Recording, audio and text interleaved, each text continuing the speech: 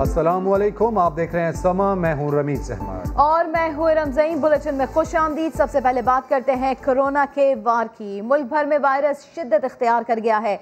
एक दिन में मजीद 58 अफराद की जान चली गई है। मजमूई अमवात की तादाद अब 13,595 हो गई है। NCOC के मुताबिक 24 घंटों के दौरान 35,303 टेस्ट किए गए, 2,511 मस्बत निकले।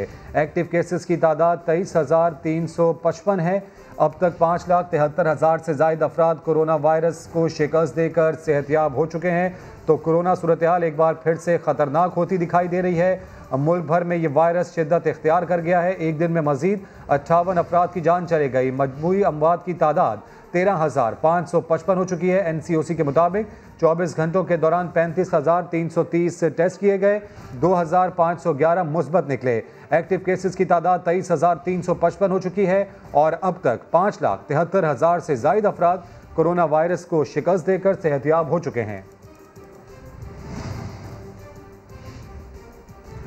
लाहौर में कोरोना के बढ़ते केसेस पर 13 इलाकों में स्मार्ट लॉकडाउन नाफिज है, मगर अमल दरामद आटे में नमक के बराबर भी नहीं। दानियाल उमर इस वक्त लॉकडाउन वाले इलाके जौहर टाउन में मौजूद है।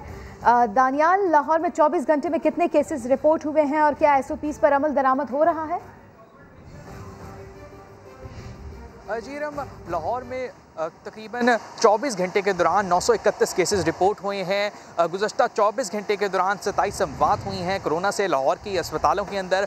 और गुज़श्ता रोज़ महकमा सेहत पंजाब ने ये नोटिफिकेशन जारी किया था कि लाहौर के 13 इलाके हैं जिनके अंदर स्मार्ट लॉकडाउन नाफिज किया जा रहा है, जिसकी SOPs कुछ इस तरह से होती हैं कि इनके अंदर जितने भी दफातर हैं, रेस्टोरेंट्स हैं, उनको सील कर दिया जाता है। वहाँ पर किसी को आने जाने की इजाज़त नहीं होती 14 दिन के लिए। और जितने भी यहाँ पर घर होते हैं उनको भी यहाँ से बाहर आने की या जाने की इजाज़त नहीं होती है। एक मखसूस टाइम होता है जिसमें वो अपना तमाम काम कर सकते हैं। मैं इस वक्त जौहर टाउन के G ब्लॉक में खड़ा हुआ हूँ, जहाँ पर ज़िले इंतज़ामिया बिल्कुल नाकाम नज़र आ रही है कि किसी भी किस्म के SOPs पर अमल दरामद या तो करवाया जाता, साथ ही साथ जो लॉकडाउन का नोटिफिकेशन जारी किया गया है जिन इलाकों से मुतालिक जो हॉटस्पॉट्स हैं लाहौर के, जिनमें DHA शामिल है, वापडा टाउन शामिल है, शादबाग है, गार्डन टाउन शामिल है, इकबाल टाउन शामिल है, उन तमाम इलाकों की सूरत हाल ऐसी ही है कि कहीं भी आपको या तो एक पुलिस एहलकार नज़र आता है जो बैठा होता है, उसके अलावा किसी गली में पुलिस एहलकार भी नज़र नहीं आते। तो कोरोना SOPs पर अमल दरामद उस तरह से करवाया नहीं जा रहा जिस तरह से नोटिफिकेशन पंजाब हुकूमत की तरफ से जारी किए जाते हैं। गुज़श्ता 24 घंटे के दौरान पंजाब में भी बहुत सारे केसेस जो है वो रिपोर्ट हुए हैं और लाहौर में मजमूई तौर पर जो बाकी सूबे हैं उनसे ज़्यादा केसेस तो लाहौर में ही रिपोर्ट हो रहे हैं। साथ ही साथ जो मिनिस्टर हेल्थ पंजाब हैं डॉक्टर यास्मीन राशिद वो ये बात भी कर चुकी हैं कि जो ब्रिटिश वेरिएंट है कोविड का वो लाहौर में रिपोर्ट हो रहा है। उसके बहुत सारे केसेस जो है वो देखने में मिले हैं जो कि ज़्यादा ख़तरनाक है, ज़्यादा जल्दी लोगों को मुतासर करता है। लेकिन ऐसा नज़र नहीं आ रहा कि SOPs पर अमल दरामद बहुत संजीदगी से करवाया जाए। जी ठीक है दानियाल उमर, आप तफसीलन हमें अपडेट कर रहे थे। लाहौर में कोरोना के केसेस वो बढ़ते जा रहे हैं और ऐसे में 13 इलाकों में स्मार्ट लॉकडाउन नाफिज कर दिया गया है।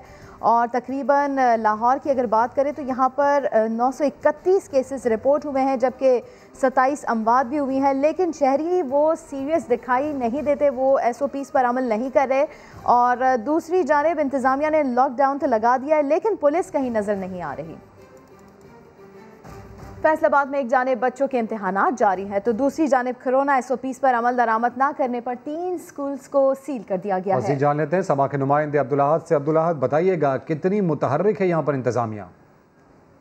जी बिल्कुल, हुकूमत की जानिब से एक अच्छा फ़ैसला किया गया कि जो तालीमी इदारे अपने पेपर्स ले रहे थे वो अपने पेपर्स को 19 मार्च तक कंटिन्यू कर सकते हैं। 19 मार्च के बाद जो है वो कोई भी स्कूल नहीं ओपन होगा। देखा जा रहा है कि स्कूलों के अंदर SOPs के मुताबिक जो है वो बच्चों के पेपर लिए जा रहे हैं और जो SOPs पर अमल दरामद नहीं कर रहा वो स्कूलों को सील भी किया जा रहा है। इसी तरह डिचकोट के अंदर 3 स्कूलों को जो कि SOPs पर अमल दरामद नहीं कर रहे थे और पेपर लिए बिना ही स्कूलों को ओपन किया गया था, उन्हें सील भी कर दिया गया है। इस स्कूल की क्या सूरत हाल है, कितने पेपर्स हो चुके थे, हम मैडम से जान लेते हैं। 3 पेपर हो चुके हैं और 5 बाकी थे। थैंक्स गॉड हुकूमत पाकिस्तान ने इस चीज़ का एहसास किया कि बच्चों का नुकसान ना हो, तो दोबारा से इंशाल्लाह 19 तक हम अपने पेपर कंप्लीट कर लेंगे। तमाम तर बच्चों ने मास्क भी पहने हुए हैं ताकि कोई भी बच्चा जो है वो इस मोहलिक बीमारी का शिकार ना हो जाए, और जल्द अज जल्द पेपर को ख़त्म करने की भी जो है ये तजवीज़ हुकूमत पाकिस्तान ने जो दी थी उस पर अमल दरामदी कर रहे हैं। जी, अब्दुल अहद रिपोर्ट कर रहे थे कोरोना की तबाहकारियां जारी हैं, लेकिन अवाम वायरस को खातिर में नहीं ला रहे। रावलपिंडी में शहरियों की बेएहतियाती बड़े खतरे को दावत देने लगी।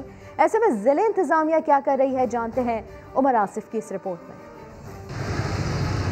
रावलपिंडी कोरोना वायरस के हवाले से पंजाब का हसास तरीन शहर, आवाम की जानिब से एहतियाती तदाबीर की खुल्लम खुल्ला खिलाफ वर्जी। मास्क के तकल्लुफ से बेनियाज शहरी कोरोना वायरस को दावत आम देने लगे। शहरियों ने समाजी फासले को भी अक्सर नज़रअंदाज कर दिया। इंशाल्लाह हम भी ट्राई करें, एसओपीज़ को फॉलो करें, तो बाकी अवाम को भी चाहिए कि एसओपीज़ को फॉलो करना चाहिए। हमारा वो स्टॉल आ गए, हमने खुद नहीं समझा हुआ कि कुछ नहीं, कोरोना कुछ मजाक कर रहे हैं लोग। डिप्टी कमिश्नर रावलपिंडी अनवारुल हक ने एसओपी से खिलाफ वर्जी करने वाले शहरियों के खिलाफ क्रैकडाउन का इंदिया दे दिया। मार्केट्स को जो सोशलिंग अलाउ नहीं करेंगी, तो विदाउट मास्क जो लोगों को सर्विस देंगी, तो उनको हम शट डाउन करेंगे। और मेरे ख्याल से 1-2 दिन के अंदर ये काफ़ी हमारी एक्टिविटीज़ दोबारा पीक पे आ जाएंगी और आपको एक विजिबल डिफरेंस नजर आएगा। रावलपिंडी के 4 इलाकों ढोकपराचा, सादकाबाद, अल्लामा इकबाल कॉलोनी और अजीजाबाद की एक गली में पहले ही स्मार्ट लॉकडाउन जारी है। कैमरामैन राहिल कुरैशी के साथ उमर आसिफ, समा, रावलपिंडी। सियालकोट में शहरी कोरोना एसओपीज़ पर अमल दरामद नहीं कर रहे। ऐसे में चैम्बर ऑफ कॉमर्स शहरियों में मास्क और आगाही फराहम कर रही है। समा के नुमाइंदे शहजाद अहमद से मजीद जानते हैं, जो इस वक्त चैम्बर रोड पर मौजूद हैं। शहजाद, बताइएगा। जी बिल्कुल, सियालकोट में कोरोना एसओपीज़ पर ना तो शहरी खुद अमल दरामद कर रहे हैं और ना ही इंतज़ामिया की जानब से इन पर कोई सख्ती की जा रही है। इसीलिए शहरी जब बाज़ारों का रुख कर रहे हैं तो ना तो दुकानदार ने मास्क पहन रखा है और ना ही ख़रीदार ने पहन रखा है, जो कि बहुत ही ख़तरनाक सूरत हाल है। इस सारी सूरत हाल को देखते हुए सियालकोट जो चैम्बर ऑफ कॉमर्स है वो मुतहरक हुई है और उन्होंने शहर के मुख्तलिफ इलाकों में जाकर शहरियों में मास्क तकसीम किए हैं और उनको आगाही फराहम की है। मेरे साथ मौजूद हैं चैम्बर ऑफ कॉमर्स के प्रेसिडेंट से बात करते हैं। जिस तरह लास्ट ईयर यहाँ पे कोरोना फैला था तो यहाँ पे इंडस्ट्री में लॉकडाउन शुरू हुआ था, तो हम चाहते हैं कि हम उस सूरत हाल से बच सकें और ज़्यादा से ज़्यादा एहतियात के साथ ये जो चंद वीक हैं अगले वो गुजार सकें। जी बिल्कुल, कोरोना एसओपीज़ पर अमल दरामद करते हुए हम कोरोना को शिकस्त दे सकते हैं। इंतज़ामिया ने जिन इलाकों में कोरोना ज़्यादा था वहाँ 6 इलाकों में जो है वो स्मार्ट लॉकडाउन नाफज कर दिया है। जी, अपडेट्स के लिए शुक्रिया शहजाद। दहशतगर्द हौसले पस्त करने में नाकाम, तफसीलात जानिए थोड़ी देर में।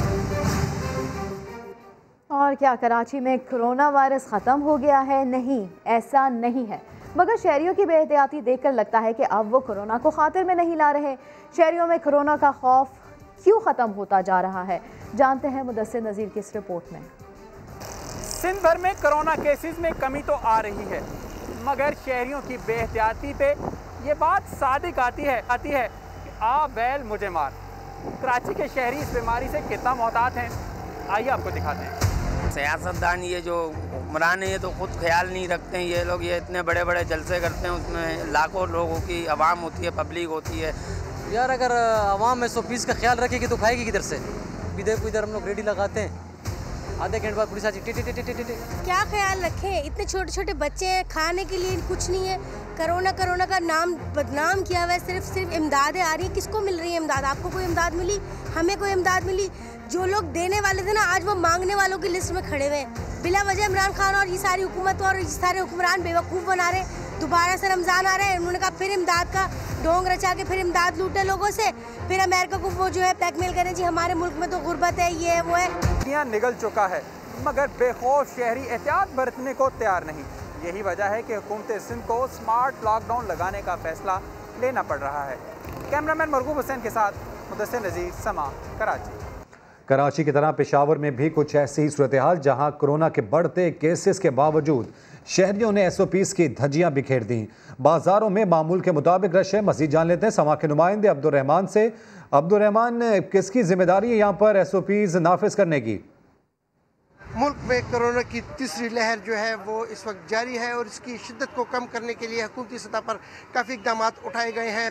ख़ुसूसन बड़े शहरों में जहाँ पर इस वक्त केसेस की तादाद ज़्यादा हो रही है वहाँ पर मुख्तलिफ़ किस्म के इक़दाम किए जा रहे हैं। वहाँ पर बाज़ार जो है 8 बजे के बाद जो है बंद करने के अहकाम जारी किए गए हैं, जबकि इसी तरह स्कूल भी बंद किए गए हैं और साथ ही साथ जो शहरियों पर मास्क की पाबंदी लाजमी करार दी गई है, सोशल डिस्टेंसिंग भी लाजमी करार दी गई है। लेकिन हम देख रहे हैं कि पेशावर के बाज़ारों में जो शहरी है वो इस हवाले से तावन नहीं कर रहे। दुकानदारों का कहना है कि हुकूमत के साथ वो मुकम्मल तावन के लिए तैयार है। रमज़ान और ख़ुसूसन ईद के आमद के पेश नज़र जो है दुकानदारों को ज़रा ज़्यादा वक्त दिया जाए, 10 बजे के बाद तक दुकानें खुली रखने की इजाज़त दी जाए। हुकूमत जो है इस पर नज़रसानी करे, उनके साथ तावन करे और जो फैसले भी करे वो ताजरों की मुशावरत से करे।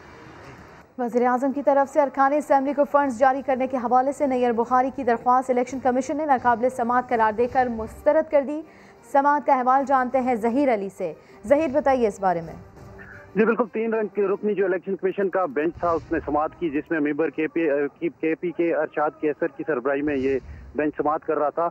नैयर बुखारी की जानिब से ये दरख्वास्त दी गई थी और इसमें यह मुतालबा किया गया कि जो कोड ऑफ कंडक्ट की खिलाफ वर्जी की है प्राइम मिनिस्टर की जानिब से, और ये जो कोड ऑफ कंडक्ट की खिलाफ वर्जी है ये करप्ट प्रैक्टिसेस में आता है। अनाउंस किए गए फंड्स जिस पे इलेक्शन कमीशन के जो मेंबरान थे उन्होंने इस्तफसार किया कि बताया जाए कि प्राइम मिनिस्टर को खुद आपने जो दरख्वास्त दायर की गई है इसमें बतौर प्राइम मिनिस्टर या चेयरमैन पीटीआई आपने उनको तलब करने का या उनसे तफ्तीश का मुतालबा किया है या उन्होंने जो फंड जारी किए, जिसके बाद जो नैयर बुखारी थे वो खातर ख्वाह इस पे अपने दलाइल तो उन्होंने दिए लेकिन इलेक्शन कमीशन को मुतमईन नहीं कर सके, जिसके बाद और ऐसे में ये दरख्वास्त जो है मुस्तरद कर दी गई। बहुत शुक्रिया अपडेट किया आपने ज़हीर अली। इस्तीफे दें या हिकमत अमली तब्दील करें, पीडीएम आज सर जोड़कर बैठेगी, मगर फैसले की इस घड़ी पर अपोजिशन जमातें एक पेज पर दिखाई नहीं देती। मौलाना फजलुर रहमान का मानना है कि इस्तीफे दिए बगैर लॉन्ग मार्च की अफादियत नहीं, लेकिन बिलावल भुट्टो को पार्लियामान के तमाम कार्ड्स कामयाबी से चलते नजर आ रहे हैं। वो इस्तीफों को एटम बम की तरह इस्तेमाल करना चाहते हैं। मरियम नवाज कहती हैं कौन सी जमात कहाँ खड़ी है सब पता चल जाएगा। तारीख 13 दिसंबर, जनवरी, फरवरी, आर या बार इंशाल्लाह इस्तीफे देने हैं। इस्तीफों अपने इस्तीफे नहीं, अभी नहीं। इस्तीफे हमारा एटम बम है। इस्तीफे उठा के इनके मुंह पर मारने चाहिए। लॉन्ग मार्च से पहले इस्तीफे दें या नहीं, हुकूमत के खिलाफ अपोजिशन इत्तेहाद उलझाव का शिकार। सिर्फ इस्तीफे या लॉन्ग मार्च ही ऑप्शन है या कोई और सियासी चाल भी चल सकते हैं। अपोजिशन क़यादत आज फिर सर जोड़कर बैठेगी। फजलुर रहमान पहले की तरह अब भी इस्तीफों को ही बेहतरीन ऑप्शन समझते हैं। मेरे ज़ाती ख्याल में पार्लियामेंट से इस्तीफे नहीं देते तो शायद लॉन्ग मार्च की ज़्यादा इफादियत ना हो, मगर पीपल्स पार्टी फिलहाल इस्तीफे देने के मूड में नहीं। हमें इस्तीफा को एटम बम की तरह इस्तेमाल करना चाहिए। इस वक्त हमारा जो पार्लियामान का काज है वो ज़्यादा सक्सेसफुली चल रहे हैं और जो भी कामयाबियाँ इस दिन तक हासिल हुए हैं वो पार्लियामान के अंदर से हुए हैं। कौन कहाँ खड़ा है, मरियम नवाज कहती हैं आज सब पता चल जाएगा। जो नहीं मानते इस वक्त इस्तीफे पे उनको मनाने की भी पूरी कोशिश करेंगे। हमने भी मानी है उनकी, उनको भी आवाम के लार्जर इंटरेस्ट में इस हुकूमत से निजात के लिए पूरा आखिरी धक्का ज़रूर लगाना चाहिए। बड़ी मुलाकात से पहले बड़ा राब्ता भी हुआ। नवाज शरीफ ने फजलुर रहमान को यकीन दिलाया है कि कोई और जमात माने या न माने हमारे इस्तीफे हाजिर हैं। आप जब चाहें नून लीग के तमाम अरकान असम्बली के इस्तीफे आपके हवाले कर दिए जाएंगे। साबिक डिप्टी चेयरमैन सलीम मांडवीवाला की इलेक्शन कमीशन के फैसलों की खुलकर हिमायत। एहतसाब अदालत में पेशी के मौके पर मीडिया से गुफ्तगू में कहा चेयरमैन सेनेट का इंतखाब यूसुफ रजा गिलानी जीत चुके हैं। इलेक्शन कमीशन से मुस्ताफी होने का मुतालबा दुरुस्त नहीं, जो मुतासिर हैं वो अदालत जाएं।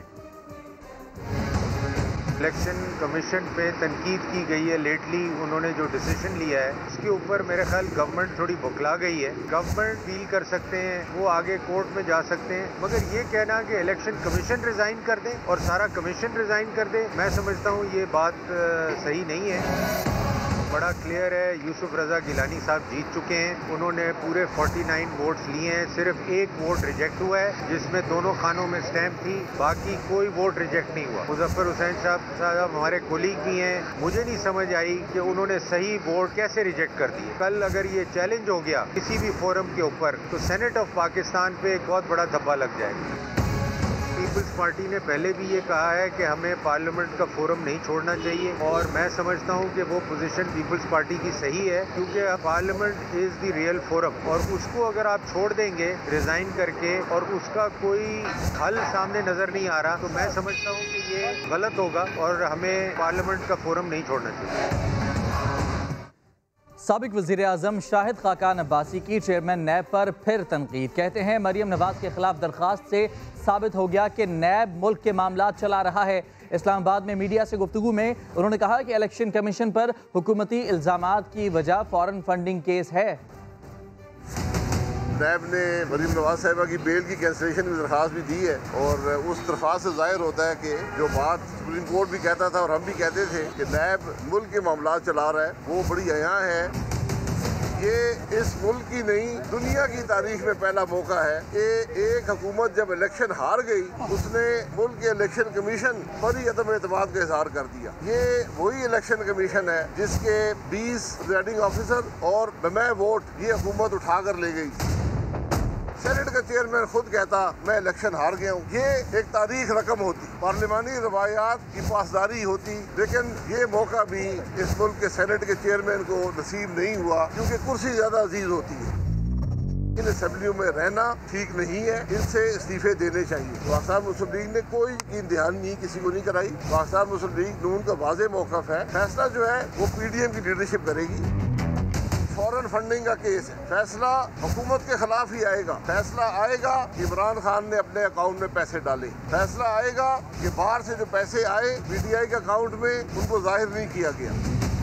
गिल साहब को मैं नहीं जानता हूँ, उन पे स्याही पड़ी है तो नहीं पढ़नी चाहिए थी। उनको कोई हक नहीं है कि लोगों को जाकर गालियाँ निकालें। मैंने सुना है कि आदमी लोगों को गालियाँ निकालता है, जब गालियाँ निकालेंगे तो फिर कुछ तकलीफ होने का खदशा होता है। मैं बहुत कह चुका हूँ, मुझे एक गाली देंगे इंशाल्लाह 10 दूंगा। लाहौर हाई कोर्ट के जस्टिस मलिक शहजाद अहमद खान ने शहबाज गिल पर अंडे और स्याही फेंकने के मामले का नोटिस ले लिया। जस्टिस शहजाद अहमद मलिक ने वाक़े का नोटिस लेते हुए CCTV के जरिए शनाख्त करके जिम्मेदारों के खिलाफ कार्रवाई का हुक्म भी दे दिया। उन्होंने कहा कि शहबाज गिल पर स्याही और अंडे फेंकने पर तशवीश है। दूसरी जानिब शहबाज गिल को अंडे मारने और स्याही फेंकने वाले कारकुन को गिरफ्तार कर लिया गया है। आज जिला कचहरी में पेश करके रिमांड हासिल किया जाएगा।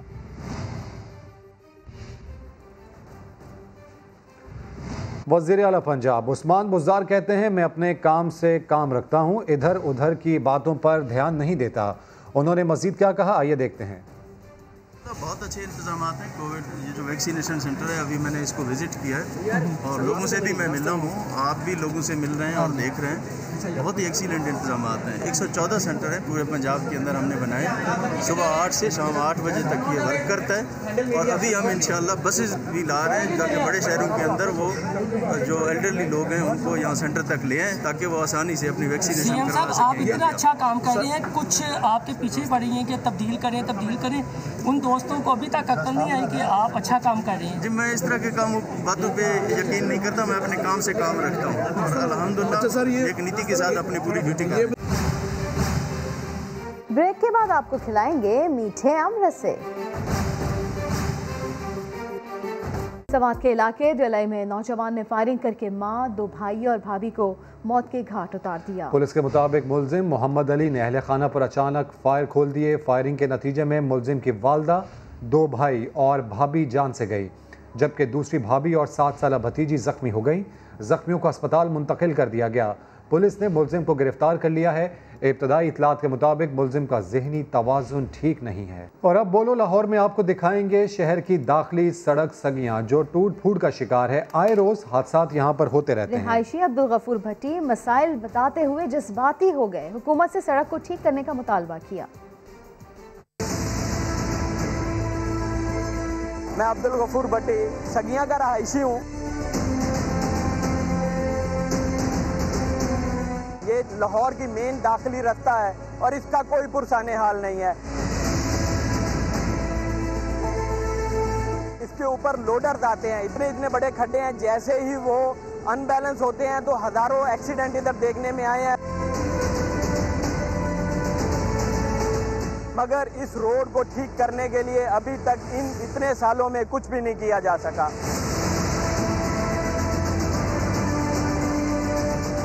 अपने ये स्क्रीन के ऊपर देख सकते हैं कि किस तरीके से ये खड्डे हमारी बाइक्स और हमारी ज़िंदगियों से खेल रहे हैं। हुकूमत है उससे ख़ुसूसी दरख्वास्त है कि इस मेन रास्ते को बेहतर किया जाए ताकि हम इन एक्सीडेंट से बच सकें।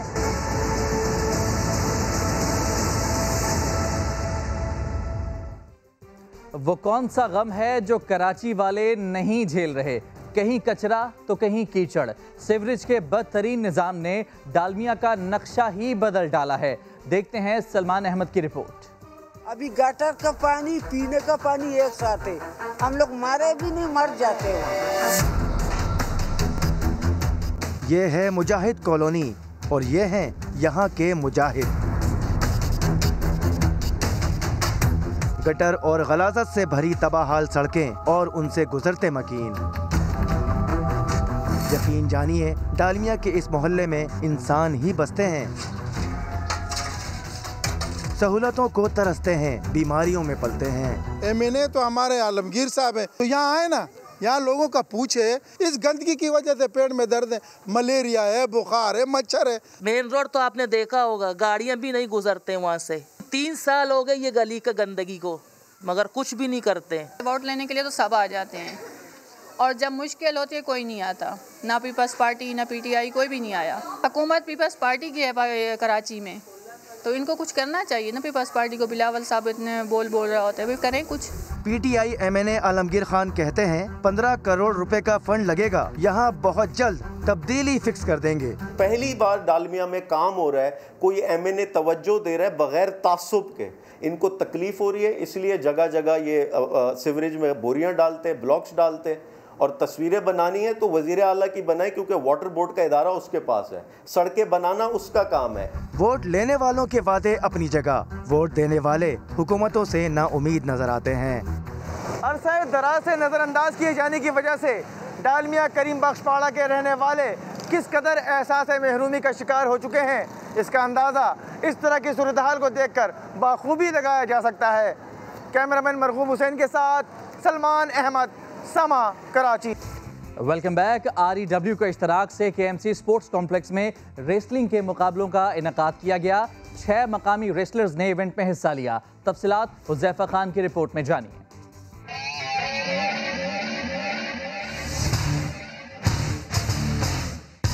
KMC स्पोर्ट्स कॉम्प्लेक्स में सजा रेसलिंग का शानदार मेला।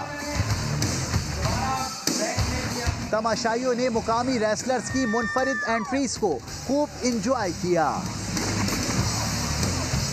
मदे मुकाबिल रेसलर्स ने एक दूसरे पर ताबड़तोड़ हमले किए।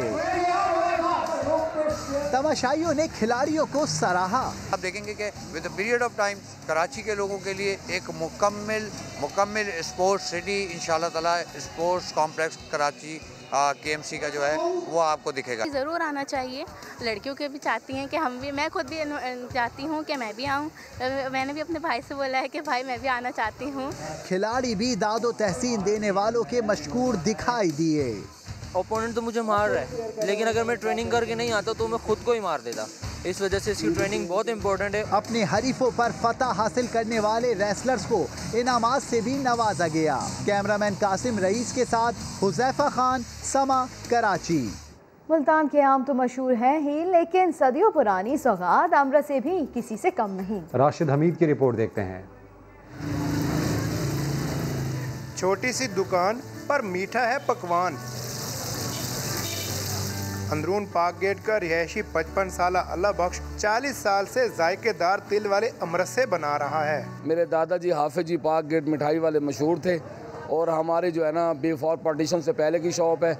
हम तीसरी चौथी नस्ल इस काम में जो है ना यही घबरा रहे हैं। चावल का आटा, देसी घी, चीनी और तिलों से बनी सौगात की खुशबू खाने वालों को खींच लाती है। ये जब भी हम इधर से आना होता है, हमारा ये तिल वाले अमृत से मशहूर हैं और मीठे भी और लजीज भी होते हैं। हमारी फैमिली है, जब हम खुद भी हैं तो इनके खाए बगैर हम बिल्कुल जाते भी नहीं हैं। 300 रुपए में फरोख्त होने वाले अमरसों को बच्चे बड़े सभी शौक से खाते हैं। कैमरामैन अकमल खोखर के साथ राशिद हमीद, समा, मुल्तान।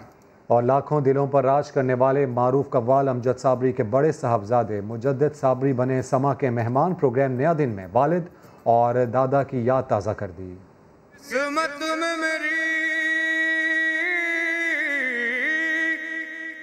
चैन से जीना लिख दे, डूबे न कहीं मेरा सफीना लिख दे, ताजदार हराम ओ निगाहे करम, हम गरीबों के दिन भी सवर जाएंगे, ताजदार हराम।